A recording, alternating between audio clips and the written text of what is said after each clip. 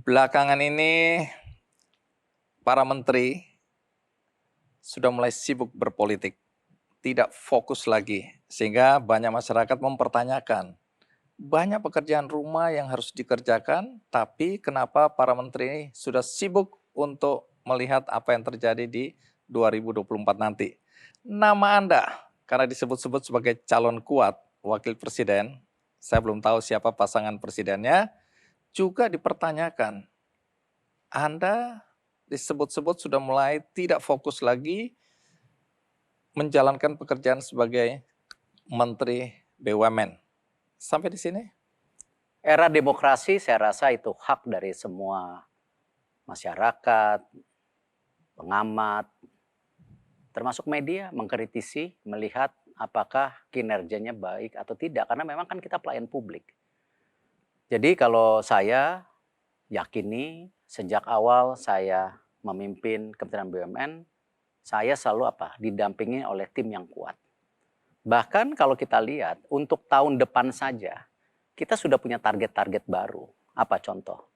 Bagaimana pendapatan BUMN itu targetnya 3.000 triliun. Pendapatan ya sebelum pajak, sebelum bunga itu 600 triliun dan laba 250 triliun dan dividen kita berharap karena ini kan harga komoditas turun semua itu 80,2 triliun.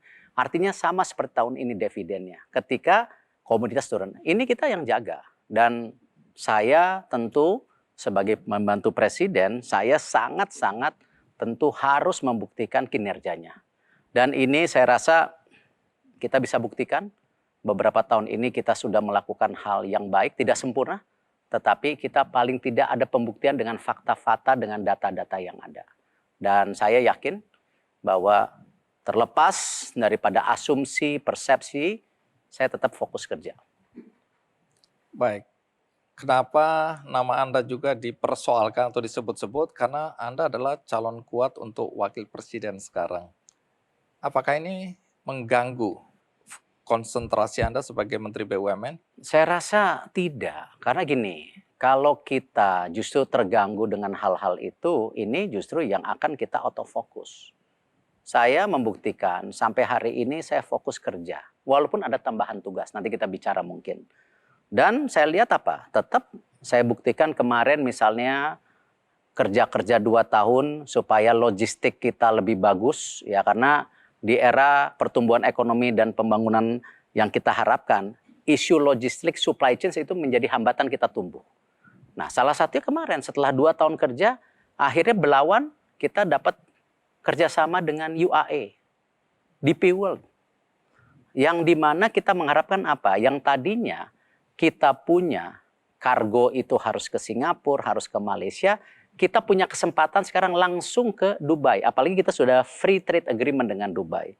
Sehingga akses pasar untuk barang-barang kita ke Afrika, ke Eropa, bisa ada opsi. Tidak hanya dari Singapura, tidak hanya ke Malaysia, tetapi juga dari langsung sekarang di jantungnya Timur Tengah. Hal ini nggak mungkin. Ya, blueprint yang kita sudah punya, terus gara-gara saya out of focus, tidak. Saya masih punya tim yang setiap minggu saya rapat dengan mereka. Dan saya mengucapkan terima kasih kinerja para wamen saya yang luar biasa.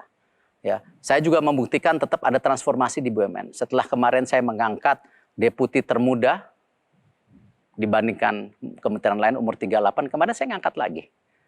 Sesmen termuda, umur 48 tahun. Dan target-target kepemimpinan anak muda, alhamdulillah, sudah tercapai 10%, yang di bawah 42. Yang perempuan masih kerja keras. Target 25 kemarin masih 19,2%. Nah, tentu hal-hal ini target-target yang saya rasa saya tetap harus deliver. Walaupun dengan keterbatasan waktu, saya sebagai menteri kan 2024 pasti selesai tugasnya. Dan jarang Menteri BUMN 2 kali. Ya, jadi saya melihat hal-hal ini yang harus saya kerjakan secara nyata dan tentu target-target yang harus saya dapatkan.